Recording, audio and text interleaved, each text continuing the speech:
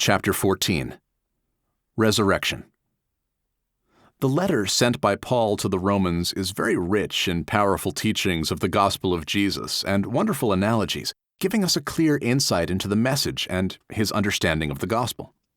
Every person with a humble attitude can see the logic and the applicability of the gospel, but there are still some people in our churches who will try to pervert it. They always do it by quoting Bible verses, mostly from the Old Testament, taken out of their context and presented in a religious and pious appearance of wisdom. They try to hold fast to their belief systems and to their organizational settings, being afraid of losing their positions. The natural man does not and cannot receive the things of the Spirit of God because they are foolishness to him. He is not able to understand them because they are spiritually discerned. It was no different back in the apostles' time. Paul and his fellow workers were accused of spreading false teachings, allegedly saying that believers can live in sin and do evil so that good may come out of it. Paul says, indeed, that the law was given so that the trespasses might increase, and with the increase of the sin, grace increased all the more, but not that believers should live in sin. According to Paul, the purpose of God's law was not to abolish sin, but to bring awareness of the sin in our flesh, and to teach us that, according to the standards of the holiness of God, no one can gain justification by the law or any other means. The purpose of the law was to bring us back into the original relationship with God, but it was not meant to be a direct passage to God, as his people under the Old Covenant, as well as us today, understood it. The purpose of the law is to bring us through faith to Christ, to Jesus, and once in Christ, we are back with God because Jesus and God are one. Paul says very clearly that the law was a guardian to bring us to Christ, so that we can be justified through faith. Once reunited with God, we are no longer under that guardian, but the Holy Spirit is in charge of us. The law was given by God to show the reality of man's sinful situation and the need to get back into the original relationship with God. Because of the fallen nature in the human body, the purpose of the law is to bring us, by the grace of God, through faith, to Jesus, who paid for us the full price required by the law so that God can accept us in his presence to have our relationship with him restored. Then Paul asks if we shall continue in sin, that grace may increase. His answer? Certainly not. We, who have been crucified with Christ and died to sin, cannot live in sin any longer. As we are in Christ and led by the Spirit, we became a new creation, and in us is no condemnation to be found, because, in Christ, there is no sin. Everyone who was baptized into Christ Jesus was baptized into his death. We have been buried with him through baptism into death, that, the same way as Christ rose from the dead, we also should walk into the newness of life. What is the newness of life? As we have been united together with Christ in the likeness of his death, we need to be in the likeness of his resurrection. Our old man was crucified with Christ so that the body of sin can be done away with and be no longer a slave of sin. The next statement Paul makes is crucial. Only who has died has been freed from sin. There is no improvement of the body to the point of not sinning anymore. Only who died has escaped from his body of death, and only who died can be born again. He who dies with Christ lives with him and knows that Christ has been raised from the dead and dies no more, because death has no longer dominion over him. He died to sin, once for all, and lives to God. In the same way, we need to count ourselves dead to sin and alive to God in Christ Jesus. The old man needs to be put off so that the new man can be put on. Without putting away the carnal mind, nobody can put on the spiritual mind. Without the carnal man dying, nobody can be born again to a spiritual man. Without crucifixion, there is no resurrection. Putting off the old man, putting to death the carnal man, and unsetting your mind from the carnal are the same things as we talked about in the previous chapter about crucifixion. Putting on the new man, setting your mind on the spiritual, and being born again is the resurrection of the spiritual man walking in the newness of life. He who is in Christ is a new creation. Old things have passed away and everything has become new. The new man walks in the newness of life in Christ. In our days, Christians need a lot of words to explain what they understand as being born again, and you will find no two believers giving the same answer. But one thing is very clear. Somebody needs to die first. Only then can they be born again. Whatever your explanation about being born again is, first you need to explain what putting off the old man and the carnal mind means, as well as what it means to put the carnal man to death. The term born again implies that someone was born once already, but has to die in order for it to be possible to be born again.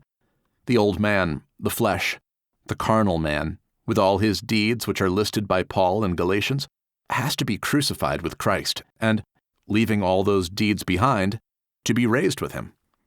Before that happens, there is no being born again, and no being in Christ. Our understanding about what it means to be in Christ and to be born again is reflected in the way we talk and what we say about ourselves and about our fellow believers, and we do this in the context of our understanding of the gospel. Someone can say the right things and not understand them properly, but there is no way that someone says the wrong things but understands the gospel properly. It is crucial to understand and to accept that without the crucifixion of the carnal body, we are not going to be born again, no matter how other religious teachings deceive us to believe that we can be born again by some ceremonies or statements we make. The first step is to stop walking by sight and start walking by faith. Walking by sight means reacting to things which happen around me, reacting to my feelings, reacting to what my flesh wants and dictates, and reacting to teachings which are not according to the gospel of Jesus. Walking by faith means that everything in my mind and everything that I do is based on Jesus and the leading of the Holy Spirit living in me. Faith is needed to be able to leave behind all the natural, the carnal, and the worldly ways of thinking, ways of acting, and everything that is not of God. By faith, we step into the spiritual realm, letting the Holy Spirit take control. Walking by faith is an active walking, compared to walking by sight being a reactive walking. We walk by faith into the unknown, led by the Holy Spirit according to God's plan, walking in the works He prepared beforehand for us, and Jesus is the one who is acting through the Spirit in us. Walking by sight means reacting on what one sees. There is a hole in the pavement. He avoids it. There is an expensive dress in the window. She wants to buy it. There is still sin in his life. He concludes that he needs to fast and pray to be changed. Carnal-minded people would argue that they are not walking in a reactive way because they make decisions and are their own boss and creator of their own future. They always have a vision and a plan for themselves, for their families, for their churches, and for their organizations.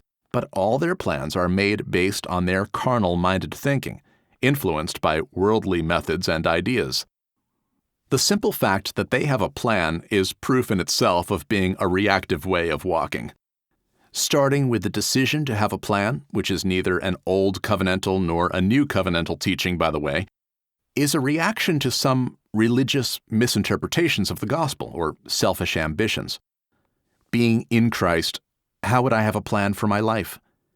Would Jesus, in whom I am, go about his business according to my plan? No.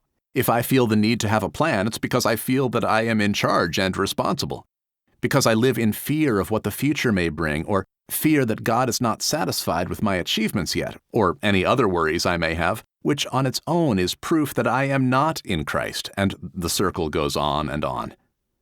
Odd ideas and teachings go around today. Believers are encouraged to make their own plans and give them to Jesus, who is going to fulfill their plans. Everything we do, having this kind of mind, is out of ignorance, pride, hypocrisy, and selfish ambitions, or it is out of fear and worries, and based on those reasons, our walking is a reactive walking. You cannot live a life of victory through authority and dominion by reacting to what comes your way, and because our war is in the spiritual, not in the physical, only God can have the right plan. Only Jesus can give us an active walking through the Holy Spirit in us, and it happens only if we walk by faith.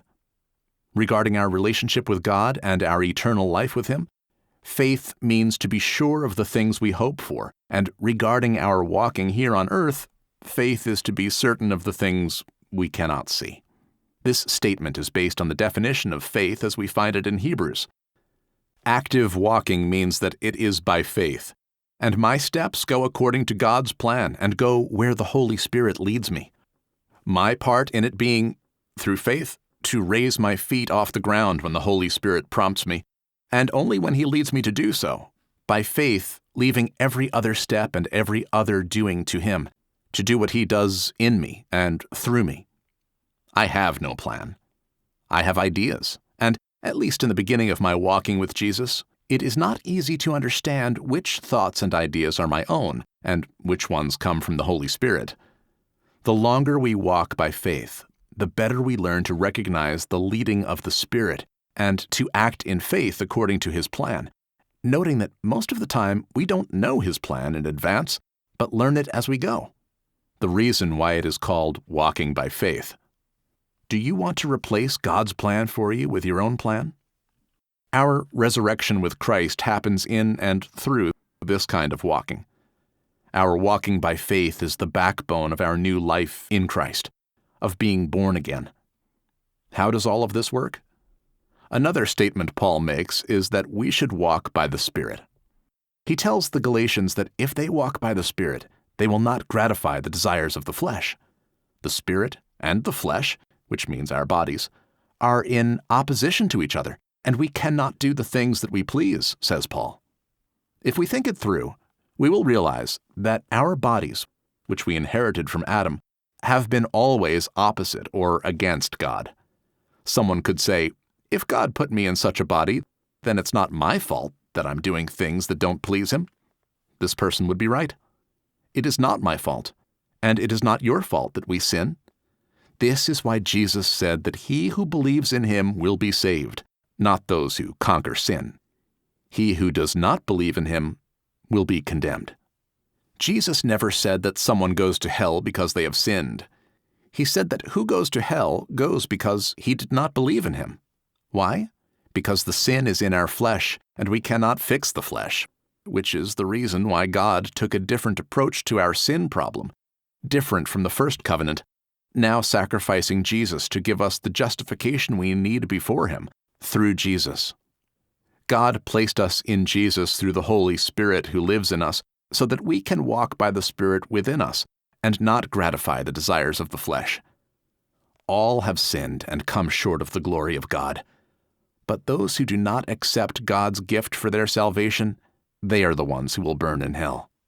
To sustain my affirmation that Jesus did not say that we would go to hell because we sin, He told the Pharisees that the tax collectors, who were considered the lowest of their society because of their sinful lives and of their reputation for being corrupt, and the prostitutes, would enter the kingdom of God before them, before those who observed and kept God's law. The Pharisees relied on their own righteousness and were not fit for God's kingdom. Tax collectors and prostitutes were not righteous either, but they knew that they needed a Savior and accepted Jesus, gaining justification by their faith and going to heaven because they believed in Jesus, not because they stopped sinning.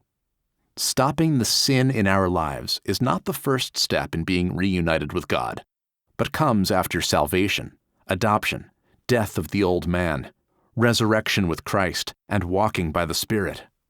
Walking by faith means walking by the Spirit. To the Colossians, Paul writes that they should set their minds on the things above, where Jesus is, and where He sits at the right hand of God, and not to set their minds on earthly things. As I mentioned, everything is about our relationship with God through Jesus Christ, through being in Christ. In order to be in Christ, we need to be led by the Spirit.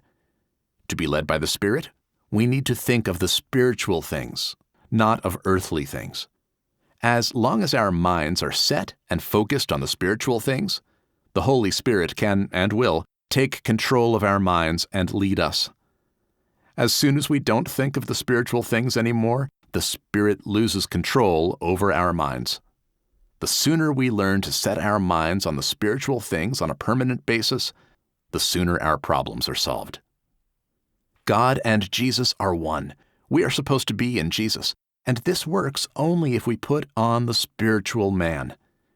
We become spiritual not by doing religious stuff, but by being led by the Spirit. To be led by the Spirit, we need to change our mindset, to have our minds on the spiritual things all the time. This is how we raise up with Christ and become born again, living in the relationship with God as He intended for us.